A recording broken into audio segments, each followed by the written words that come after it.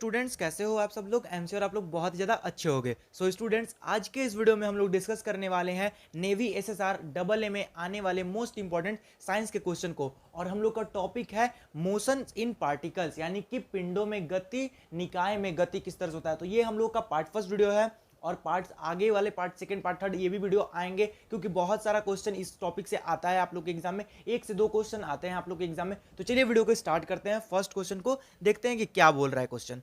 Question आप लोग के सामने है। क्वेश्चन कह रहा है स्टूडेंट्स, किसी निकाय का द्रव्यमान केंद्र स्थित होता है। द्रव्यमान केंद्र का मतलब सेंटर ऑफ मास, जिसको हम लोग लिखते हैं RCM। इस तरह से लिख देगा और पूछेगा कि इसका केंद्र कहां पे होगा। तो इसका मतलब आप लोग को समझ जाइएगा कि निकाय का द्रव्यमान केंद्र पूछ रहे हैं, यानी कि सेंटर ऑफ मास पूछ रहा है। तो आप लोग का राइट आंसर स्टूडेंट्स हो जाएगा ऑप्शन नंबर सी, यानी कि निकाय के अंदर भी हो सकता है और निकाय के बाहर भी हो सकता है। सेंटर ऑफ मास जो होगा वो पिंड के अंदर भी हो सकता है और पिंड के बाहर भी हो सकता है। ठीक है, अगला क्वेश्चन देखिए क्या है। सेकंड नंबर, ये कोई सर्किल का बात नहीं चल रहा है कि यहाँ पे पिंड जब भी सेंटर होगा तो वहां पे पिंड के अंदर ही होगा, सर्किल के अंदर ही होगा। यहाँ पे निकाय का बात हो रहा है, पिंड का बात हो रहा है। तो कहाँ पे सेंटर ऑफ मास होगा, तो वो कहीं पे भी हो सकता है, पिंड के अंदर भी हो सकता है और पिंड के बाहर भी हो सकता है। सेकंड क्वेश्चन वो ध्यान से देखिए। द्रव्यमान केंद्र की सेकंड क्वेश्चन आप लोगों के सामने है, द्रव्यमान केंद्र की गति होती है किस तरह से। ऑप्शन ए है स्थानांतरणीय, ऑप्शन बी है वृत्तीय, ऑप्शन सी है दोलन, ऑप्शन डी है उपरोक्त में से कोई नहीं। अगर बात है आप लोग एक स्टूडेंट्स, आप लोग एक बात थोड़ा दिमाग लगाइए अपने से कि देखिए यहाँ पे आप लोग को मैंने बताया पहले क्वेश्चन में कि सेंटर ऑफ मास निकाय, पिंड का निकाय सेंटर कहाँ हो सकता है, तो वो कहीं पे भी हो सकता है, निकाय के अंदर भी हो सकता है, निकाय के बाहर भी हो सकता है। तो आप लोग को ये तो पता चल गया कि ये जो होगा, जो सेंटर ऑफ मास होगा वो एक जगह नहीं रहने वाला है। तो क्या वृत्तीय गति करेगा? वृत्तीय गति तो हमेशा पता चलेगा। अगर कोई बोलेगा कि आप वो बच्चा वृत्तीय गति कर रहा है तो सबको पता है कि हाँ वो गोल गोल गोल गोल घूम रहा होगा। अगर कोई बोले कि दोलन गति कर रहा है तो पेंडुलम की तरह इधर से उधर कर रहा होगा। लेकिन अगर कोई बोले कि स्थानांतरणीय, यानी कि बार बार चेंज हो रहा है, तो राइट आंसर आप लोग का हो जाएगा ऑप्शन नंबर ए, यानी कि स्थानांतरणीय। मैं सिर्फ इतना बोल रहा हूं इसलिए कि आप लोग क्वेश्चन को समझ जाए अच्छे तरह से। ठीक है, अगला क्वेश्चन देखिए क्या है, third number. So student, third number question बताने से पहले अगर आप लोगों को ये वीडियो पसंद आ रहा है तो इस वीडियो को लाइक कीजिएगा, शेयर कीजिएगा अपने सारे दोस्तों के पास और चैनल को सब्सक्राइब करना बिल्कुल भी मत भूलिएगा। ठीक है, तो देखिए थर्ड नंबर क्वेश्चन क्या बोल रहा है। यदि दो कणों के निकाय में कणों का द्रव्यमान समान हो तो मूल बिंदु के सापेक्ष द्रव्यमान केंद्र की स्थिति सदिश RCM का मान क्या होगा। सेंटर ऑफ मास का फॉर्मूला पूछ रहा है आप लोगों से, सीधा सा बात के सेंटर ऑफ मास का फॉर्मूला पूछ रहा है। तो सेंटर ऑफ मास का फॉर्मूला होता है R1 प्लस R2 अपॉन में 2। किस ऑप्शन को, कौन सा ऑप्शन आपको ये दे रहा है, तो ऑप्शन नंबर ए आप लोग का ये दे रहा है। तो राइट आंसर वही हो जाएगा। ठीक है, अगला क्वेश्चन, स्क्रीनशॉट ले लीजिएगा इस क्वेश्चन का। ये क्वेश्चन एयरफोर्स एक्स ग्रुप में आया हुआ है क्वेश्चन वाला।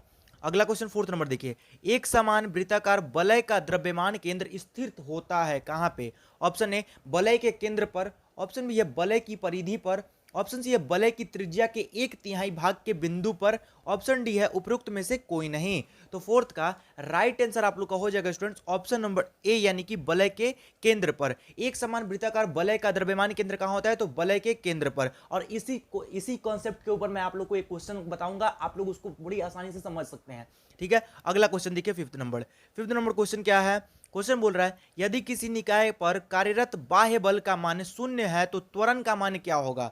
ऑप्शन ए है 1, ऑप्शन बी है 0, ऑप्शन सी है वेग के बराबर, ऑप्शन नंबर डी है इनमें से कोई नहीं।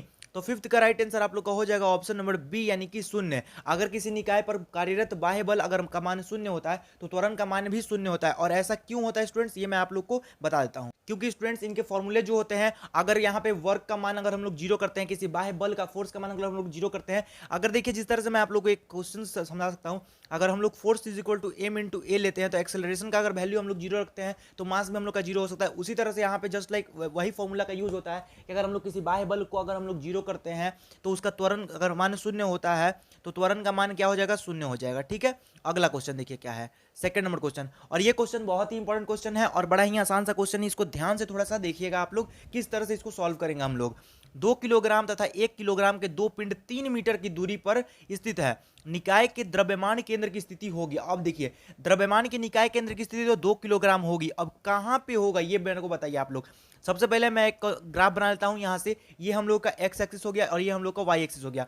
अगर मान लीजिए हम लोग का एक पिंड यहाँ पे है और एक पिंड यहाँ पे है, M1 यहाँ पे है 2 kg वाला और M2 यहाँ पे है 1 kg वाला। ठीक है, और यहाँ पे बोल रहे हैं कि सेंटर ऑफ मास हम लोग को बताना है कि सेंटर ऑफ मास कितना होगा। अगर इन दोनों के बीच में 3 मीटर की दूरी ऊपर में दे देते हैं हम लोग कि 3 मीटर का दूरी पर है, तो यहाँ से हम लोग एक बात निकाल सकते हैं कि इन दोनों को जोड़ के इन दोनों को, दोनों मास को जोड़ के और जितना दूरी पे दिया हुआ है उससे डिवाइड कर देंगे तो हम लोग का पता चल जाएगा सेंटर ऑफ मास कितना होगा। तो कितना दिया हुआ है, तो 2 + 1 = 3 हो जाएगा और अपॉन में 3 = 1 मीटर। 1 मीटर आप लोग का दूर हो जाएगा। ऑप्शन नंबर सी जो है बिल्कुल करेक्ट हो जाएगा। ठीक है स्टूडेंट्स, समझ में आ गया। अगला क्वेश्चन देखिए। अगला क्वेश्चन क्या है, 7th नंबर, निम्न में से किस पिंड का द्रव्यमान केंद्र बाहर हो सकता है। कौन से पिंड का द्रव्यमान केंद्र बाहर हो सकता है, ध्यान से देखिएगा इस क्वेश्चन को। ऑप्शन ए है पेंसिल का, ऑप्शन बी है सिक्के का, ऑप्शन सी है ठोस गोले का, ऑप्शन नंबर डी है चूड़ी का। तो 7th का राइट आंसर आप लोग का हो जाएगा ऑप्शन नंबर डी, यानी कि चूड़ी का जो होगा द्रव्यमान का पिंड केंद्र कहां पे होगा, द्रव्यमान केंद्र कहां पे होगा चूड़ी का, तो बाहर की ओर होगा। अगला क्वेश्चन देखिए 8 नंबर।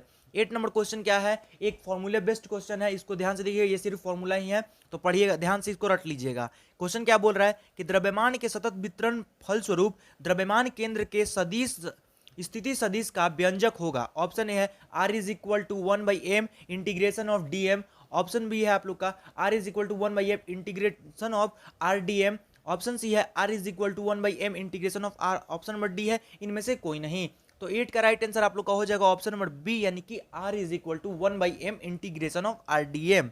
ठीक है, अगला क्वेश्चन देखिए 9th नंबर। जिस तरह से मैंने आप लोग को बोला था कि 4th नंबर क्वेश्चन से आप लोग को मैं एक कॉन्सेप्ट से क्वेश्चन देने वाला हूं, तो ये वही क्वेश्चन है जो कि आप लोग को खुद से समझना पड़ेगा। देखिए किस तरह से है क्वेश्चन, खुद से मतलब कि मैं समझाऊंगा आप लोगों को, लेकिन 4th नंबर क्वेश्चन को अगर आप लोगों ने अच्छे से समझा होगा तो इस क्वेश्चन को बहुत जल्दी ही समझ जाएंगे। क्या क्वेश्चन बोल रहा है, एक समान छड़ का द्रव्यमान केंद्र स्थित होता है, क्या होता है। ऑप्शन है 0,L/2, 0, ऑप्शन बी है L/2, 0,0, ऑप्शन सी है 0,0, ऑप्शन डी है 0,0 पर। अब देखिए मैंने जो 4th नंबर क्वेश्चन में आप लोगों को क्या बताया था, आप लोगों ने अगर याद होगा तो, कि मैंने बोला था कि एक समान वृत्ताकार वलय का द्रव्यमान केंद्र क्या होता है, तो वलय के केंद्रों पर होता है। तो वलय के केंद्रों पर अगर हम लोग 2 वैल्यू पुट करते हैं वहां पे एक समान छड़ के लिए, अगर छड़ को हम लोग एक समान रूप से करते हैं, यहाँ पे पुट करते हैं स्टूडेंट्स, तो यहाँ पे जो भी इसका वैल्यू होगा वो 2 वैल्यू तो इसका 0 हो जाएगा, और जो भी लेंथ होगा इसका, इसके आधे लेंथ के ऊपर यहाँ पे हम लोग का केंद्र यानी कि जो भी पिंड होगा उसका सेंटर ऑफ मास मिलेगा हम लोग का।